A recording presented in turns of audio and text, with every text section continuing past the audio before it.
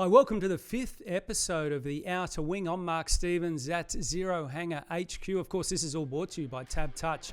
Real punters play here. As usual, I'm joined by that gun journo, Digby Beacham. Let's get into it. Could a mullet with tightly tapered sides reduce wind resistance, allowing for faster acceleration off the mark? Now that's something to think about.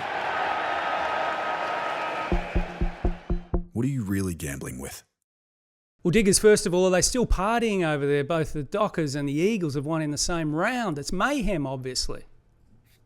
We don't know what to do with ourselves, Steve-O. We're celebrating wins by both West Coast and Fremantle on the same weekend, but it's fair to say the state's on pretty good terms with itself. Yeah, I'm happy to see it. Let's start with the Dockers, of course. They're the ones that are really in the mix. Are we really convinced now that they are the real deal? I'm convinced, Steve-O, and I think a lot of our viewers would be of that view as well, given what we've discussed. I think they're the real deal, Fremantle. They, as we've said, and again, apologies for going over old ground, they want for nothing. They're in the zone for mine. And, you know, earlier this season we spoke about how they would fare in 2026. You knew I was quite bullish on them. I've seen nothing to sway me the other way. I'm adamant that Fremantle is ready to make a real assault on this year's premiership. And they kicked 25 behinds, their most since 2003. So it could have been a lot uglier, Diggers, against those young Tigers. Yeah, absolutely, Steve. Look, they scored freely against Geelong down in Geelong. They did so against Melbourne. That form line's held up okay. And they monstered Richmond on the weekend. They were challenged.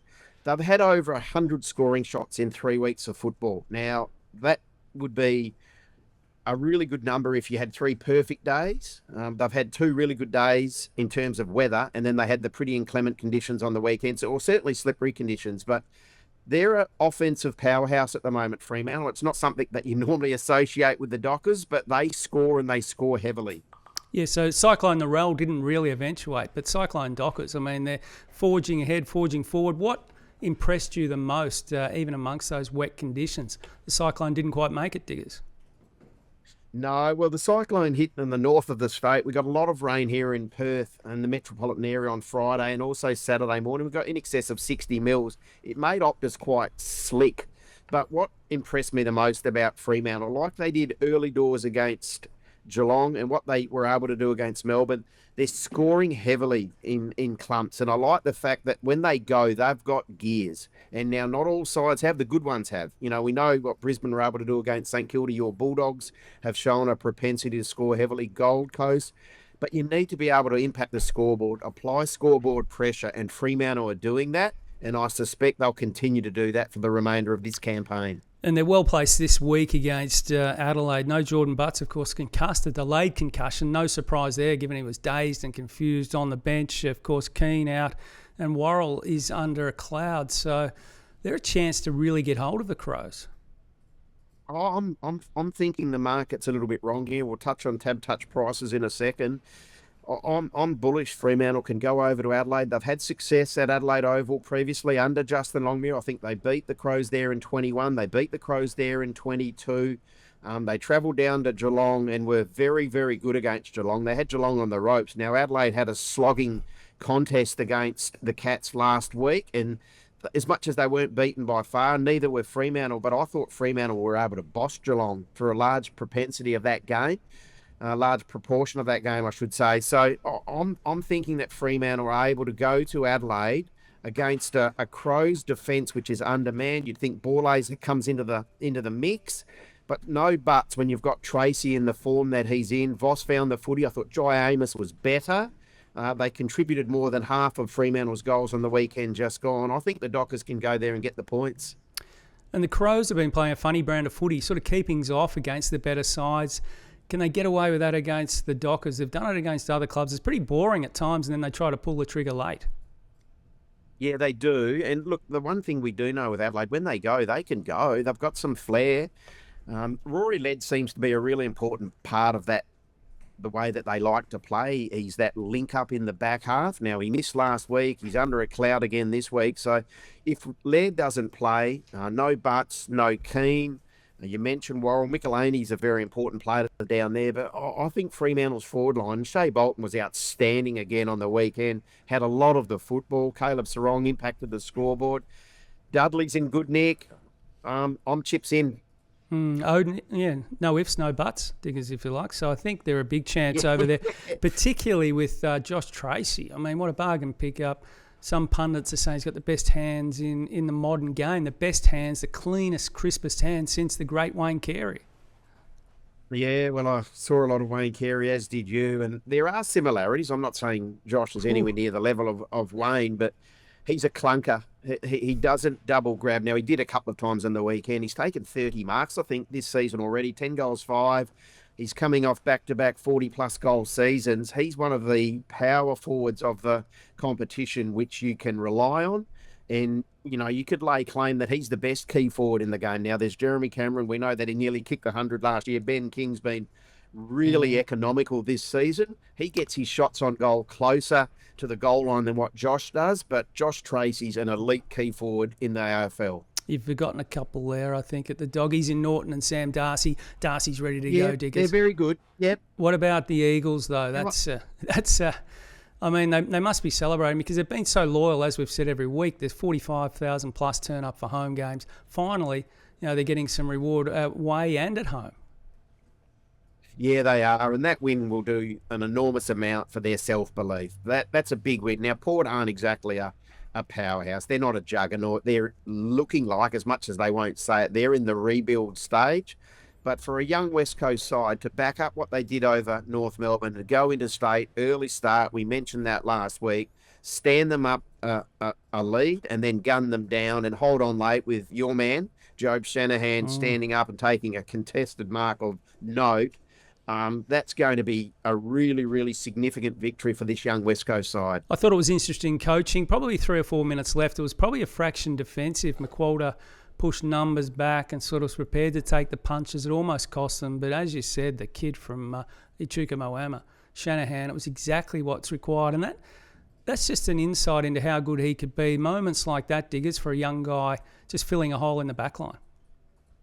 Yeah, it's super. Like, he was a Rising Star nominee the week prior. Now, Willem Dersmer, off the back of what he was able to do against Port Adelaide, was this week's Rising Star. So West Coast have stockpiled this young talent, and that young talent is on display, as evidenced by back-to-back Rising Star nominations. Can they keep it up? They're a young side. History says that the bubble will burst at some stage, but they may just be able to keep it rolling if they can get this confidence and running game happening. Yeah, very much so. And I think, look, Sydney are going to provide a real fierce examination. The Swans, despite no Goulden, we'll see what happens with Heaney, and they have got a decent enough record over here. They seem to enjoy the surrounds of Optus Stadium. They'll get fine conditions.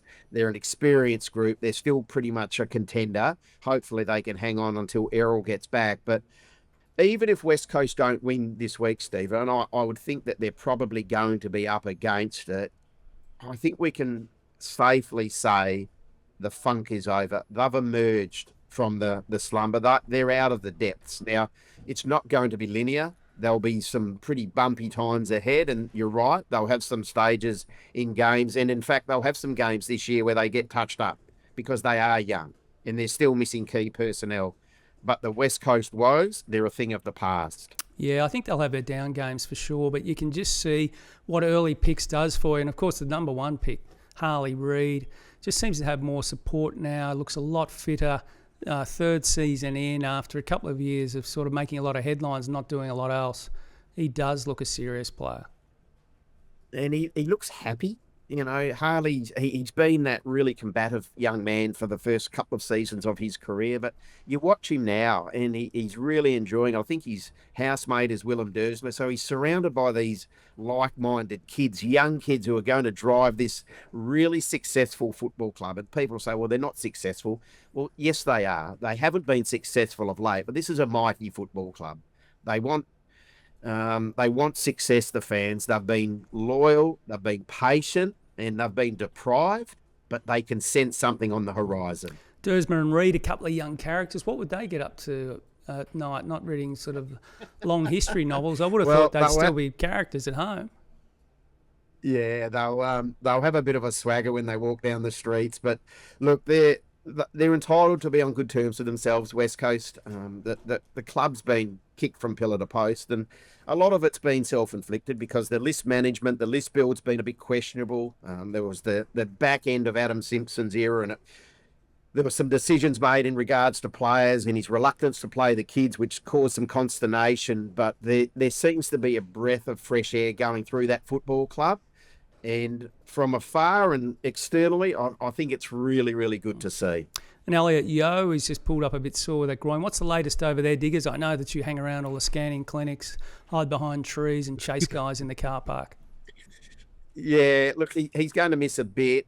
So he's going to be out of that game, which is sad because he's had a really good start to the year, but we know he's had his issues with his body. The big news that dropped sort of yesterday or on Tuesday was Brandon Starcevic, 6 to 8, with that leg injury that he's got. So this is what adds a little bit more merit, I think, to what West Coast have been able to achieve is the fact that they're 2-1, but they haven't had access to the boom off-season recruit, the dual premiership star in Brandon Starcevic. They'll miss Devon Robertson this week through suspension. Elliot Yeo will miss. So you don't want to be missing that top-end talent or that better talent. But look, West Coast, they're trending the right way. Let's put it that way. And I think it's fair to say that 5, 6, 7 wins isn't going to be beyond them in 2026. And Liam Baker, of course, has been a hero at Richmond, premierships and whatever, but you could mount a case that this is his best little patch because he's playing that real leadership role. He's found another level in that area, no doubt, at West Coast.